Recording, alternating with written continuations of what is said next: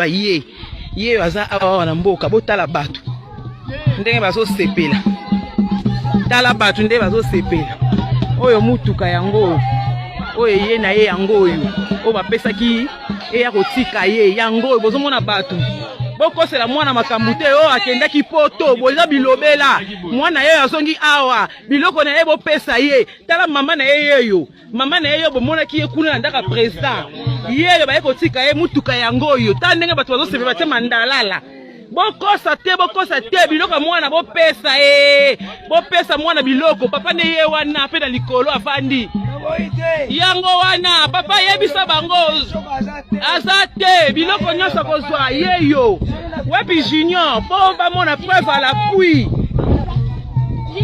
yango oyo o ndaku na bango yango oyo esika mwana azalaka bino moko bomoni bokosa te ke o mwana kendeki poto boloba biloba Zambe na moya, olatike mo bandina bo santu. Ozinga mina mangeno, bakoye mela kayoton pe. Mbote balandi MDGDTV mafuta sika. Nzamba pambolela ngai bino, ezali la grande dame. Bienvenue na MDGDTV mafuta sika. Abonnez-vous na nos abonnés. Likez et activez la cloche pour ne rien rater. Lelo lisusu kande to mesana koya na basango pe ko pesa conseil en même temps bino boyebi on est plus basé pour ça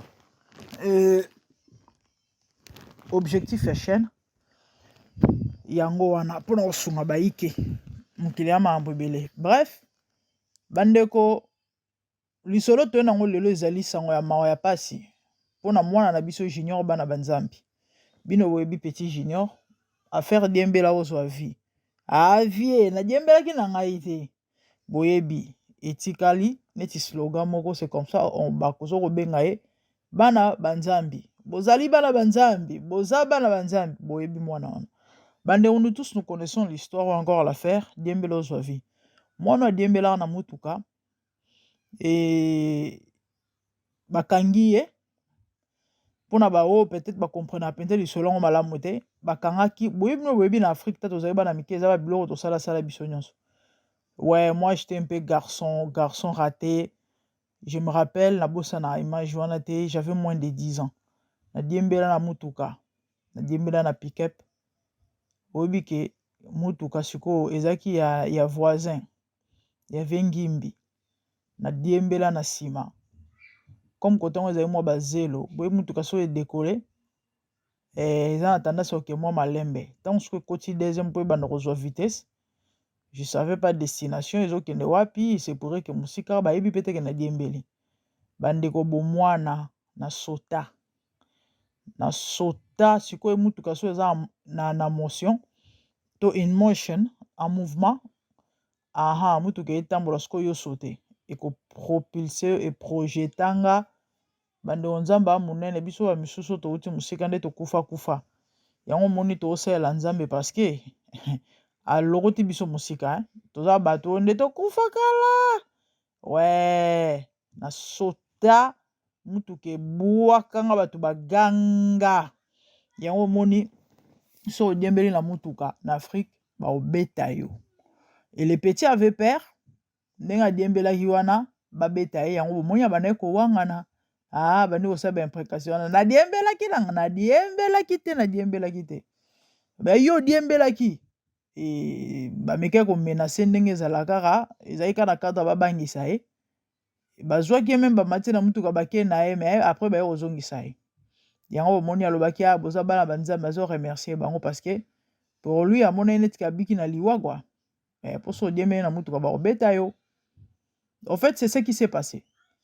Et image wana ba filmaki ye image wana bandeko tamboli na ba réseaux sociaux bino boyebi congolais ndenge azalaka ekomi ba slogan ekomi sujet ya babenga ngo nini ya bato bakosala ngo neti mwa comédie moko mpona kosekisa bato en fait surtout na TikTok ekomi challenge voilà ekomi elo mwa neti mwa sujet neti mwa challenge moko to cha ngoni surtout na ba TikTok ekomi elo mwa kosekisa. Et c'est comme ça, tel mesure qui en plaire. En fait, les gens se moquaient à accent naïe, na lingala naïe. C'est pas qu'on se moquait du petit et ndenge aza soki bien te so pe aza na vie ya bien te non non non non bato bande sikoyo kose moke na accent na lingala na ye na façon bande kolela wana e bande kosekisa bato nde abeda shu bino boyebi abeda shu na ba avec ses œuvres ye azalaka ne bongo ye apromouvoir ne ba anti-valeur basupporter bagangi boyebi lisolo basupporter bagangi akenda kozwa ye apesa ye mbongo en fait eza ndenge na ye eza ndenge ya délire na ye bon mpona bato mosusu oyo te autilisaka baétoile wana eza makambo na bango moi je connais pas totie kangi parenthèse bandeko lisolo toye kobeta eza lisolo nini mwana oyo ntango abeda shu azwi ye amoni ye baluki ye bazwi ye babengisi ye bamemi ye na Kinshasa na famille na ye na mama ne na papa na ye abeda shu asukisi ye kaka epai na ye te abeda shu ase permeta amema mwana otina présidence s'il vous plaît bandeko bino boyebi kokutana na mokonzi okobima maboko pamba te c'est comme ça président Faci apesaki mbongo certainement na bato baza zingazinga na ye balukela mwa je sais pas il paraîtrait basombelaki bango ndako président apesaki mbongo basombela bango ndako et puis batia bango na cadre moko ya bien papa bapesa ye mpe mosala abanda kosala junior akota classe na Kinshasa balongwa na mboka parce que babande kovanda na mboka nayebi te so mpe na bakongo soki na bandundu je sais pas trop bandeko lisolo ebongwani biso toyebi kaka ke ntango toyoka ye ndenge wana tomona ye meme bajournaliste nga personnellement j'ai vu ça sur TikTok namona mwana mwasi moko akenda kofilme junior azoluwe kaka azokumisa nzambe botala nde nzambe asalaka makambo junior oyo bato basekaki awa botala junior azwi vie désormais junior va habita Kinshasa junior akoza scolariser awa bazoli bango ndako bato meme batuna ndako yango eza wapi mpona ngiringiri sur TikTok bato ebele bamona ye baimage wana biso nyonso toyebi kaka ke junior bazwi ndako bapesi papa na bango mosala basombeli bango ndako grâce ya ndenge akutanaki na mokonzi ya mboka bandeko si ebongwani nef quelque temps après banungunungu bino boyebi congolais quelque temps après banungunungu oh non junior ake poto oui hein junior ake poto aza so na kinta ake poto nzokande eza parce que baliaki mbongo na ye donc po bameka kolongola image wana koefface histoire batrace bazongisi bango na mboka bino boyebi tellement bana bango bamboka tie baparent na ye bamboka tie bakoyeba na bango pete peut-être babandela basa ndenge nini bango bapesi bango ka mwa babilo mwa alokuta ya pamba parce que balueli bango na mutuka bomona na baimage baloué na mutuka batieli bango babiloko taka bato bavana na mboka te savon certainement sukali saki soki ya nini ya soki loso soki biloko nini bandeko bazongisi junior na mboka ce qui m'a fait mal très mal ma misu même ezotambolanga pendant que je parle bandeko junior azongi na ndako ya bandele ndako ya mandalala ndako batonga na eza kutu ya brique ya mabiazelo te vous savez baconstruction ya bamboka ndenge ezalaka na bamboka misuku to ezala bandako mosuku totongama kutu na babrique ezali mais oyo ya bajunior eya ndako etongama na banzete kutu te oyo bamabaya ezalaka kutu ya moment durable bamabaya mpenza oyo abien wana même na bapoto tovandi baconstruction mosusu eza en bois ya bango te ya bango eza mpenza ya babiloko ya bamboka wana bamandalala wana banzete wana babiloko wana ya oyo ezala makasi te wana donc moindre pépin ou moto piu ndako eziki les amis ça m'a fait tellement mal que vous ne pouvez pas imaginer junior azongi mboka bandeko na ngai na ndako ya mandalala na ndako ya banzete esali mawa esali pasi pourquoi parce que balembongo na ye l'argent ke oyo bapesaki junior na famille na ye po bazwa esika ou encore bavanda na Kinshasa bazala stable na Kinshasa bandeko bato barecevaki mbongo to bato bazalaki censé baaider bango basala badémarche wana parce que président kozwa mbongo tapesa mama na junior na papa na junior zwa to ye junior bokende kozwa non bango bazala déjà na mboka ils savent rien sur Kinshasa Donc fallait peut-être batumo bako zala ba spéciaux wana ba délégué spécialement car pour ba aider bango na ba mambongo. Et ces gens-là vont prendre l'argent, ils vont détourner l'argent. Bandeko ezambala la liboso te. Na ebite soyi bandeko ba yebi mwana oyo on va essayer peut-être na komeka koluka ba image ya mwana wana. To tiela bino yango na suka pendant que je parle na suka. Petit Kabulo. Il y a un garçon comme on est kimangai. Comme on est kimingai mais babenga petit Kabulo. C'est parce que a imitaka journaliste Kabulo ou Kabulo, je sais pas si on atangi kombo na e bien. Mwana wana a bino webi ko ngona ba talent na ngona ba don nango. C'est un garçon. Bon, moi je l'ai connu sur les réseaux sociaux. Moi Calais, na chaîne Alendele, na nouvelle tendance. Moi Calais vraiment plus ou moins 4 ans passés. Plus ou moins 4 ans. Moi Nana, il était dans le plus ou moins 12 ans, 10-12 ans comme ça. A imitaka journaliste Kabulo. C'est comme ça que ça combo le petit Kabulo. À ça la journalisme, on dirait à côté là en classe. Donc sur azoko ça la babenga ngonini. Babenga ngonini. Narration, il y a journalisme, surtout il y a football. Bandeko au CP là. Au CP là.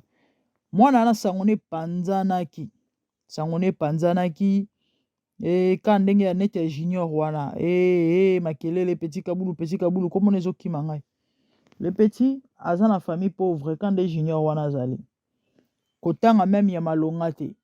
Et tellement ba mona que non, moi non na talent boye. Bo sunga ya kota ta classe à malonga pour permettre à développer mayele déjà ana ba talent na ye. Lobi akomata journaliste munene ya mboka parce que les talent ils appellent na makila. Vous sentez que aotangela angote mais bo sepela. Na omeko tshela bino image ya mwana wana. Na suka ka pandake na oloba. Bandeko sangwe kenda na bakonzi.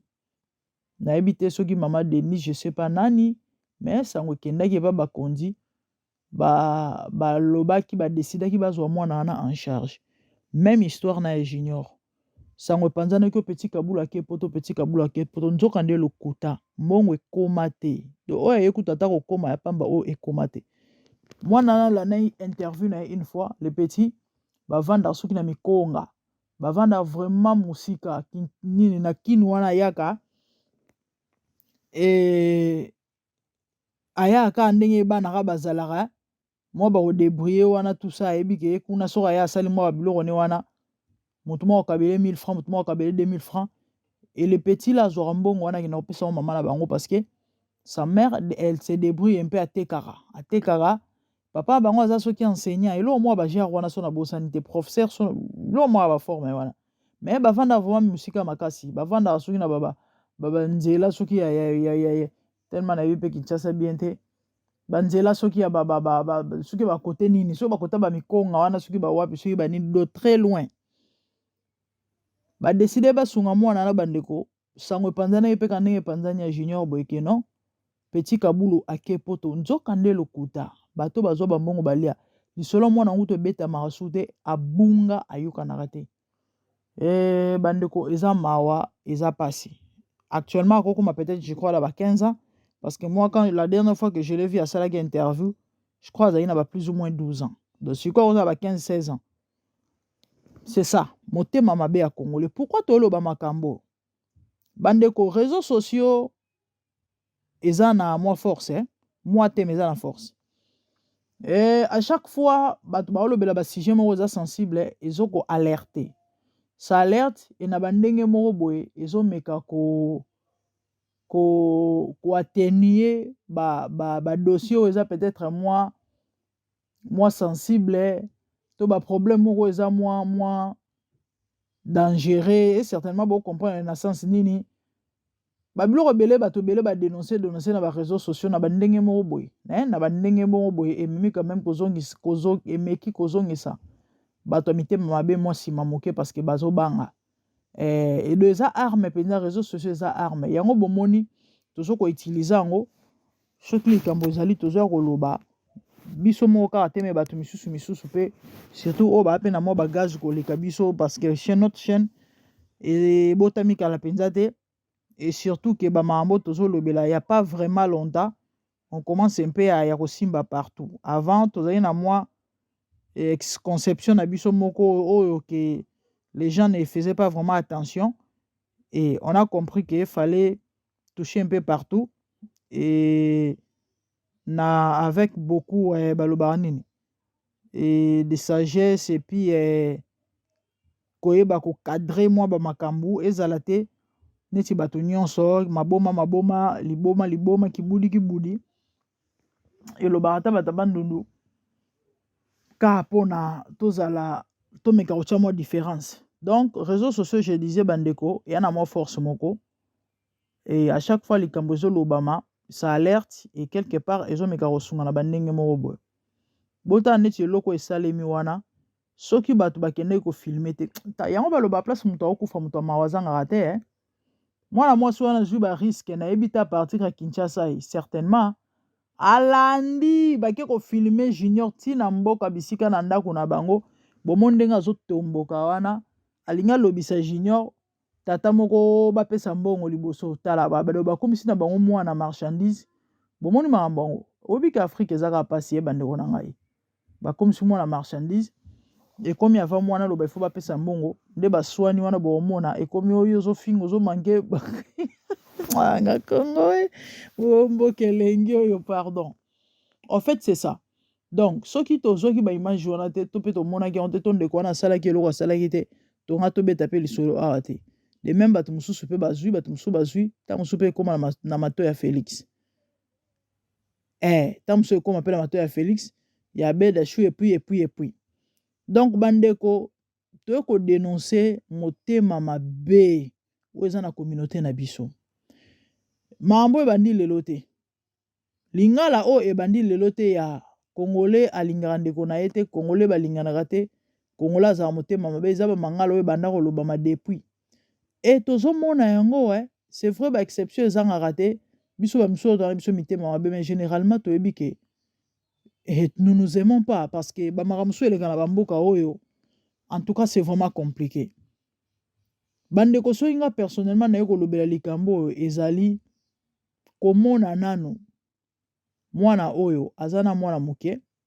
famille na ye très pauvre et basungi ye mais bato moko boye ya mitema mabe baye bazwi baconfiske babien wana baluka bamaske yango mais il faut kozala niveau na niveau ya motema mabe moko nayebi te soki ya niveau nini nayebi te fo mpenza ozala motema mabe nayebi te ya lolenge nini o motema mabe o nga nalobaka mpenza ke motema mabe ya Congolais eza ya sika bomoni eloko ya sika basalela te na sachet so babimisi yango impact eza nde mosuna oyo basi basalela motema mabe ya Congolais sikoyo ekomi na baniveau wana parce que place tozo koexerce motema mabe yango ekipaka te ya quand même de ce motema mabe là ya badigere ya neti ya komela to ya koescroquer botalaka même ke bon kubasadilanga kubadilanga allié dossier yango to pe likambo yango to nini kopa yango ezalaki ya bambongo moko ebele akati mwanda on peut encore comprendre ou encore mutu moko boye me bandeko mwana moko moke oyo ainonsa yebi eloko te aza pauvre famille pauvre oyo aza na besoin lisungi e basungi me bato moko boye baye et puis olata basala ona bandenge moko boye soki mbongo bapesaki ezalaki 100 000 bokoka kozala ta gentil bosombeli bango soki ndako yango nde balobaki nde toyoki wana bomei kosunga bango bakoma base stabiliser ata na bandenge moko boye et puis il y aura toujours donc beaucoup profiter na bino kaka beaucoup profiter toujours mais comment on peut être si méchant jusqu'au point mutu ba elobi avant à s'installer na Kinshasa vous bino bosu boki kozongisa bango na mboka vraiment et puis na ndako nini na ba condition nini et bambongo na bango bapesi bango bosu vous confisquer ça. Vous croyez que vous faire quoi avec les biens mal qui ne profitent pas ba malumalu babeta tolo lelo bazapi abeki malumalu azapi malumalu azapi est-ce que boyeba ke malumalu akufa malumalu bota babilo ba malumalu basala na ba période ba kabila na ba élection on est mukilengo ya bango lelo malumalu azapi bandeko na vie kosala mutu mabete parce que c'est qu'un homme aura semé dit la Bible il le moissonnera oyebi lobi te comme ozano moyibi mais yeba ta koyiba ngo na bandenge moko boye le bakongo baloba basadilanga ko badilanga neti eza musala oyo salaka bisiko oyo ozosala wana ata na bandenge moko boya linga ata omeko bongisa ezala ata na ndenge propre ya bien basungi mutu osunga pe mutu yango na ndenge solo et soko profiter na sima nango eza problème te mais ya modèle a boye vraiment les petits pauvres les petits innocents avec sa famille ses parents franchement c'est vraiment compliqué c'est triste hein et puis bozui courage ozongisa bango bandeko na mboka bo confisquer ba mbongo na bango na ba biloko na bango nzamba ofuta bino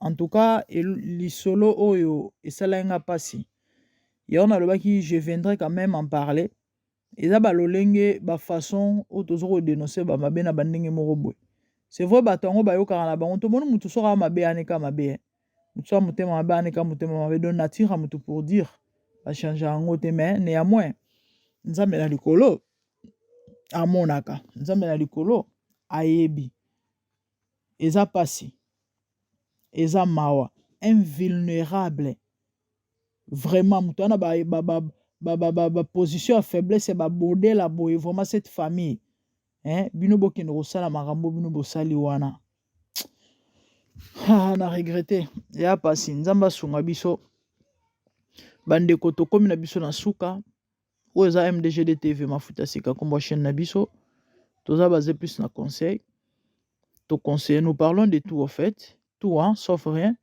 et puis nous conseillons bibliquement parlant encore selon la Bible. Pourquoi selon la Bible? Parce que c'est Dieu qui a créé l'homme et le bonheur de l'homme dépend de Dieu. Donc tant que biso to yaka soki likambo eza toye to lobeli yango et puis to conseiller to pe to tei ce que la Bible dit par rapport à ça. Neti makambo junior bandeko Bible ezolo bato lingana o eza bolingote bandeko o eza bolingote. Je ne vais même pas continuer au lobelango ezara ma pepa si bandeko nanga certainement vous comprendre quand même et puis message eleki ya on a aussi na bino les amis partager ba émission na biso na bandenge mo bo bikisa bato enzama osepela oui nzama osepela parce que biso te ya nzela conseil donc yo s'abonner dans ta bonne toi et surtout activer cloche pour avoir ba notification à chaque fois que le sika ekoti.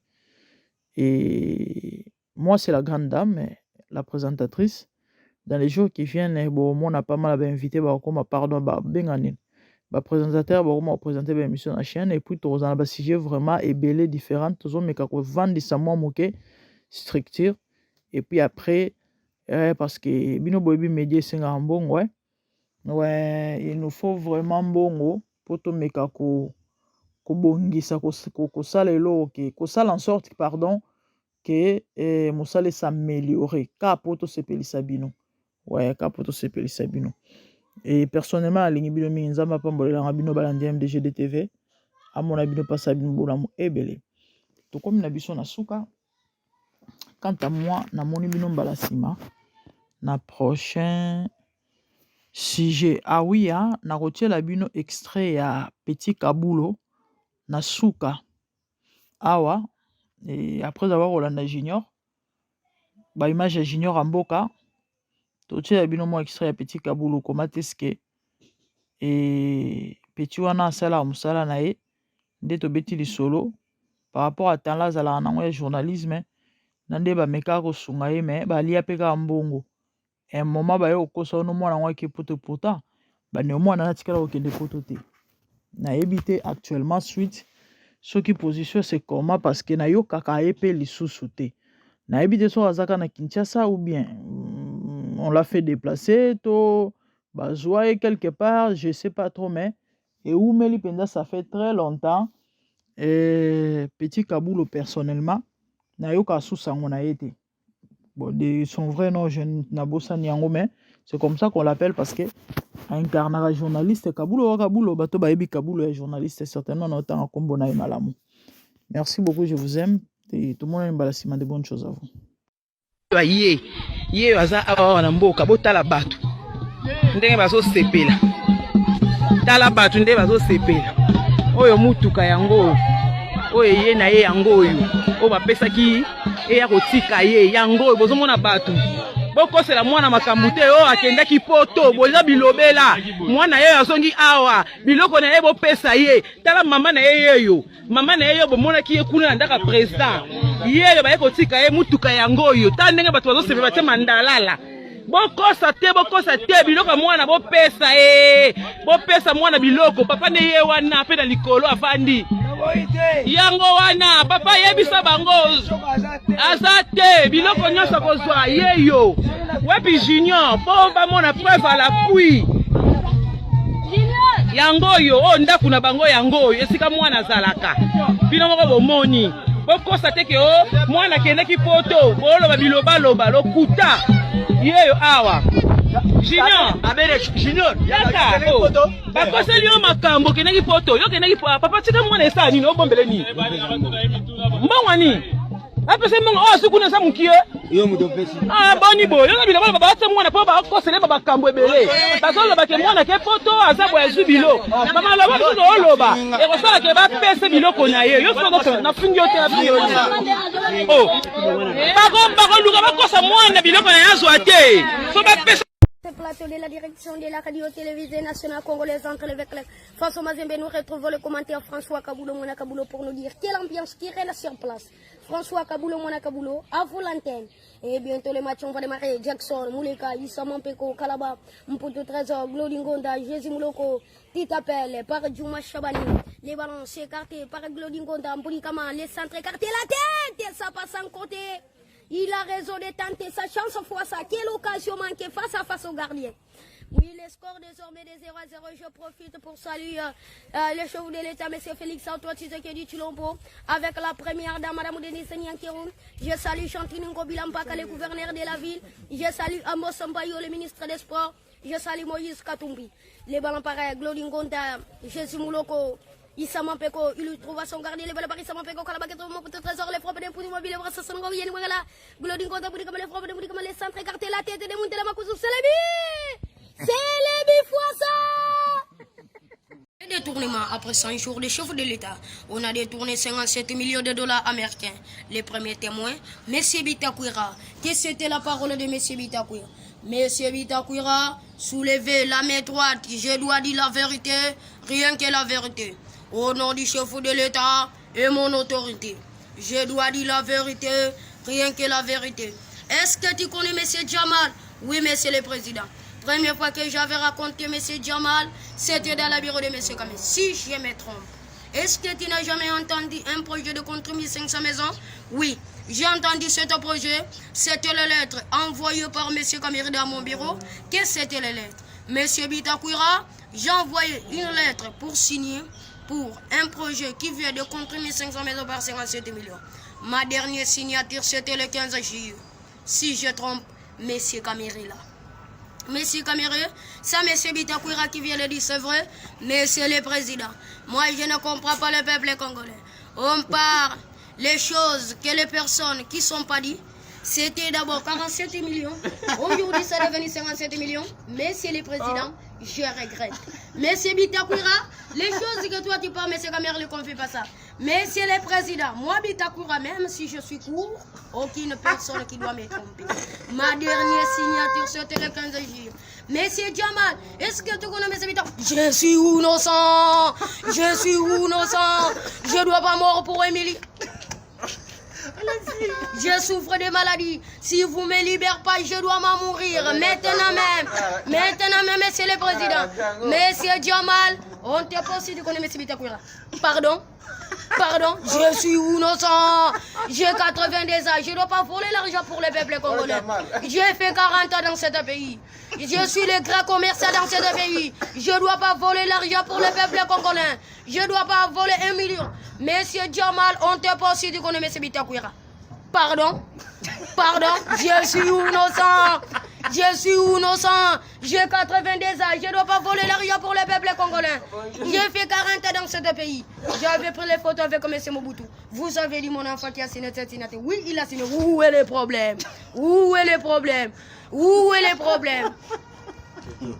Merci beaucoup.